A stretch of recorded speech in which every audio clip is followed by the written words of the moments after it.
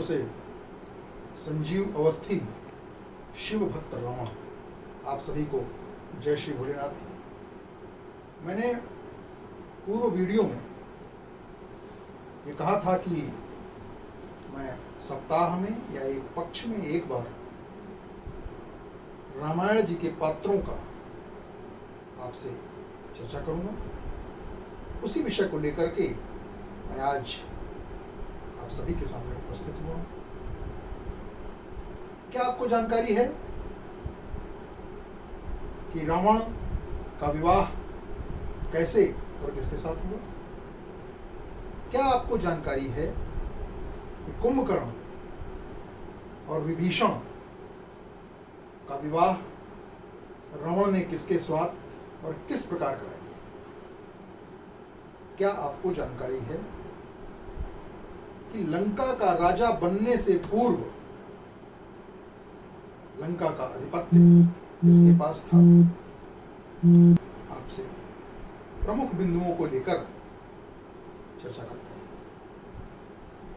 पूर्व वीडियो में मैंने आपको बताया था कि तपस्या तीनों भाइयों के द्वारा 10,000 वर्षों तक विविध प्रकार से की गई और ब्रह्मा जी से वरदान प्राप्त करने के पश्चात तीनों भाई अपने निवास स्थान श्लेषमांतक वन में रहने के लिए चले गए। जब सुमाली को और माल्यवान को यह पता लगा कि हमारा नाती रावण ब्रह्मा जी से वरदान प्राप्त करके अत्यंत बलशाली होकर वापस आ गया है, वे दशग्रीव के पास जाते हैं और जा करके दशग्रीव से कहते हैं कि अब चूंकि तुम वरदान प्राप्त करने के पश्चात अत्यंत शक्ति संपन्न हो चुके हो, इसलिए तुम्हारा ये नैतिक दायित्व है कि तुम हम दैत्यों की लंका या हम राक्षसों की लंका को कुबेर के द्वारा प्राप्त करो। कुबेर को लंका कैसे प्राप्त हुई, कुछ क्षणों में इस पर चर्चा करते हैं। कुबेर ने जब अपने पिता विश्रवा से ये पूछा कि मैं कहाँ निवास करूं, तो ऋषि विश्रवा ने कुबेर जी को ये बताया कि लंका राक्षसों की है, किंतु राक्षसों का विष्णु जी से भयानक युद्ध हुआ। इंद्र के भय से समस्त राक्षस रसातल की ओर पलायन कर चुके हैं। अस्तु तुम लंका जैसी आलोकमय नगरी में जाकर के वहां निवास करो।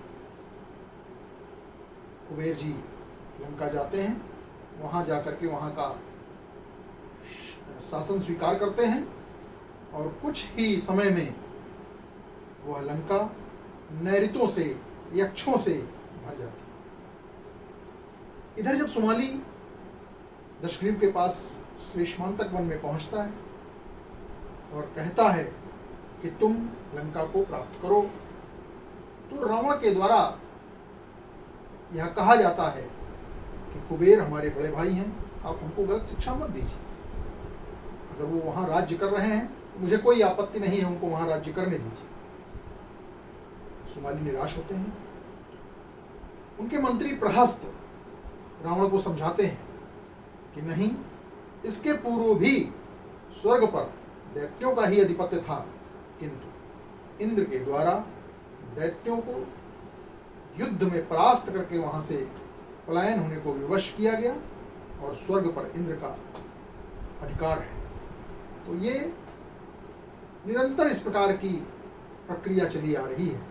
इसलिए यदि आप कुबेर जी से लंका पर पुनः आधिपत्य स्थापित करते हैं तो हम राक्षसों का भी कल्याण होगा और ये कोई विशेष बात नहीं होगी। दशग्रीव सुनने के बाद कहते हैं कि अगर ऐसा है तो उचित है, मैं ऐसा ही करूंगा। प्रहस्त को लेकर के दशग्रीव त्रिकूट पर्वत पर बसी हुई लंका की सीमा पर जाकर खड़े होते हैं।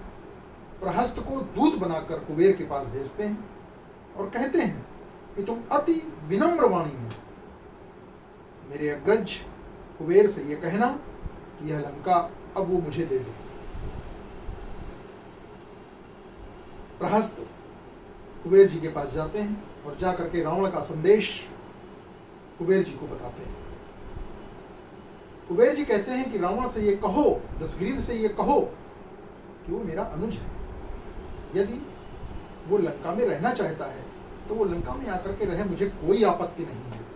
यहाँ शासन चलाए और यहाँ रहे, मुझे कोई उससे कोई आपत्ति नहीं है।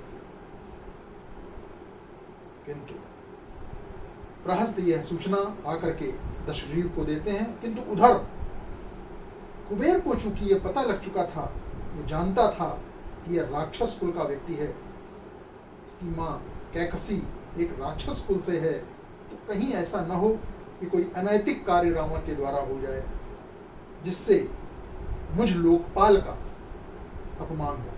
वह वहां से तत्काल पुष्पक विमान पर बैठकर अपने पिता ऋषि विश्रवा के पास जाते हैं और ऋषि विश्रवा को पूरा वृत्तांत बताते हैं। ऋषि विश्रवा कुबेर जी से कहते हैं कि हाँ, रावण इसके पूर्व मेरे पास भी आया था, किंतु मैंने उसको समझाया, मेरी बात को उसने नहीं माना, तो मैंने उसको श्रापित भी किया कि यदि तुम लंका में जाओगे तो तुम्हारा विनाश उस लंका में होगा।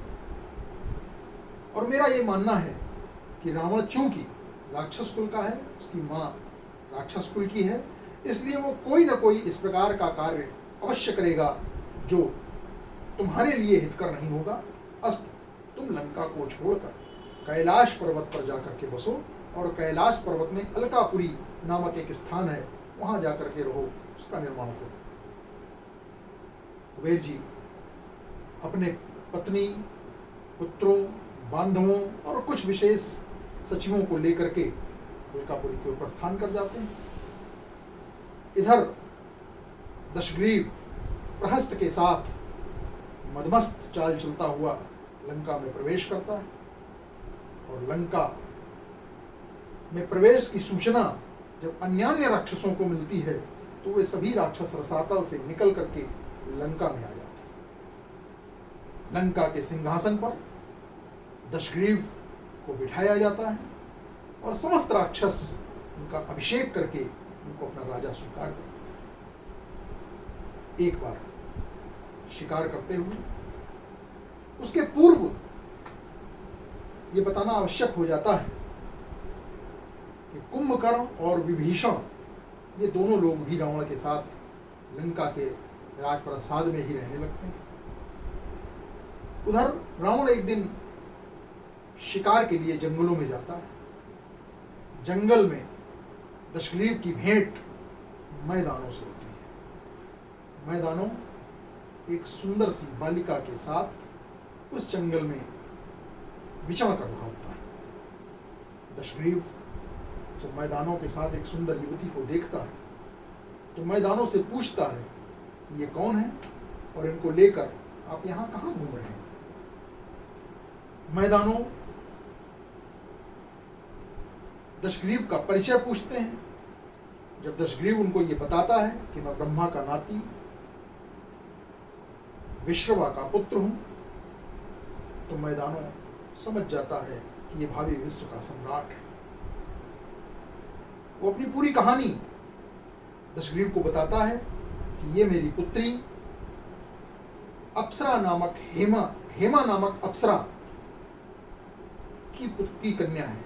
हमारी पत्नी इंद्र के लोक की अप्सरा है, किंतु कतिपय कारणों से वर्तमान में हेमा मुझे छोड़कर पुनः इंद्रलोक चली गई है और मैं इसको लेकर के मायापुरी छोड़ करके दुखी मन से इस जंगल में विचरण कर रहा हूं।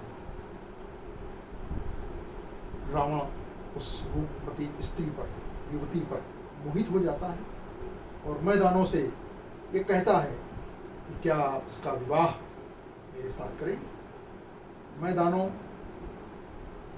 चूंकि ब्रह्मा के कुल का ये व्यक्ति है, ये जानते हुए तत्काल वहीं पर अग्नि की व्यवस्था करता है और उस अग्नि के फेरे मंदोदरी को रावण के साथ दिलवाकर उनका पाणिग्रहण संस्कार कर देता है। इधर दशग्रीव मंदोदरी को लेकर के अपने महल में आता है और दैत्य कुल के वैरोचन की दौहित्री बृहज्ज्वला का अपहरण करके उसका विवाह अपने छोटे भाई कुंभकर्ण से कराता है और धर्मात्मा शैलूष की पुत्री शर्मा का विवाह अपने सबसे छोटे भाई विभीषण के साथ कराता है। तीनों भाई विवाह करने के उपरांत आराम से रहने लगते हैं। उधर कुंभकर्ण को अपने वरदान के कारण निद्रा का आवेग सताता है। कुंभकर्ण भाई रावण से कहता है कि मेरी शयन करने की इच्छा है, क्योंकि उसको वरदान था कि वो सहस्त्रों वर्ष तक सोता रहेगा।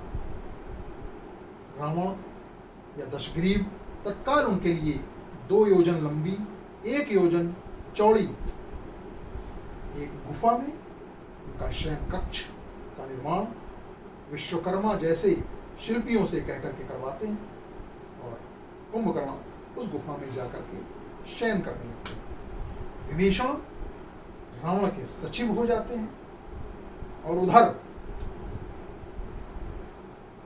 कुबेर जी यहां से जब अलकापुरी जाते हैं तो तपस्या करने चले जाते हैं। तपस्या करने में कुबेर जी के द्वारा 1 सहस्त्र वर्ष तक मौन व्रत रखा जाता है, मौन व्रत तप किया जाता है। भगवान शंकर 1 सहस्त्र वर्ष उपरांत प्रसन्न होते हैं, कुबेर जी के सम्मुख आते हैं। मैया पार्वती भी भगवान शंकर के साथ होते हैं। कुबेर जी जब देखते हैं कि भगवान शंकर के साथ ये अनन्य रूपमयी स्त्री कौन है, उनकी दृष्टि मैया पार्वती से नहीं हटती है। वाम भाग की दृष्टि मैया पार्वती पर घूमती है और मैया पार्वती को एकटक देखने के कारण उनकी एक आंख, बाईं आंख जल जाती है, नष्ट हो जाती है। कुबेर की जो एक आंख है वो बाहर आ जाती है और मैया पार्वती अपनी ओर इस तरह से, हालांकि कुबेर के मन में कोई वो नहीं था, कोई कपट नहीं था, लेकिन अचानक देखने के कारण मैया पार्वती उनसे कुपित हो जाती है।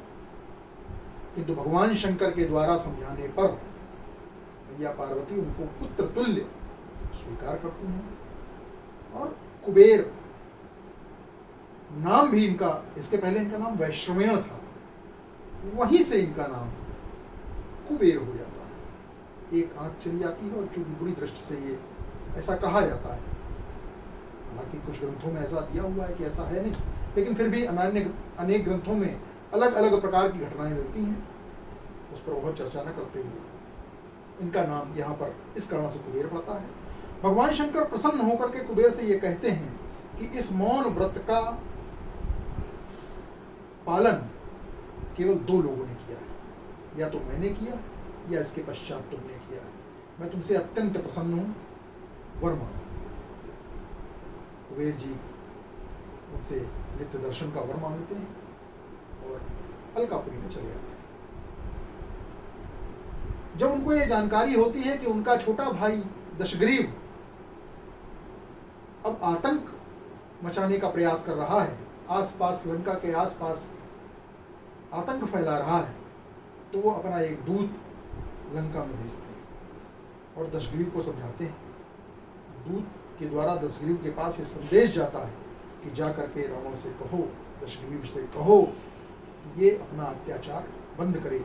हम लोग एक ऋषि परंपरा के वाहक हैं, एक ऋषि की संतान हैं, इस प्रकार का कुकृत्य तुमको शोभा नहीं देता। भगवान शंकर मुझ पर प्रसन्न हुए हैं, मैं अलकापुरी में निवास कर रहा हूँ, इसलिए तुम इस प्रकार के कार्य ना करो जिससे हमारा कुल कलंकित हो। रावण या दशग्रीव जब ये सुनता है उस दूत के द्वारा तो उसको बहुत आवेश आता है, और उस आवेश में वो उस दूत का सिर धड़ से अलग कर देता है और राक्षसों को भोजन के लिए उस दूत का शरीर फेंक देता है। और इसके पश्चात वो वहीं पर खड़ा होता है और कहता है कि यदि मेरा भाई मुझे यह समझाना चाहता है कि वो भगवान शंकर उसके साथ हैं तो मुझे दबा सकता है, इसलिए मैं अब त्रैलोक की विजय का अभियान यहाँ से प्रारंभ करूँगा। आज आपको मैंने यहाँ तक बताया। अब इसके पश्चात अगले वीडियो में जब भी समय मिलेगा उसमें चर्चा करूँगा। उसमें मैं आपको रावण का जो विजय अभियान, विश्व विजय अभियान है, उसके विषय में आपको बताऊँगा। अगर आपको हमारी वार्ता ठीक लगे, अच्छी लगे, ये जानकारी लगे कि कुछ इस प्रकार की जानकारी आपको मिली है जो आपको नहीं थी, तो कृपया मेरे चैनल को, वीडियो को लाइक करें, सब्सक्राइब करें, शेयर करें। बहुत बहुत धन्यवाद। जय श्री भोलेनाथ।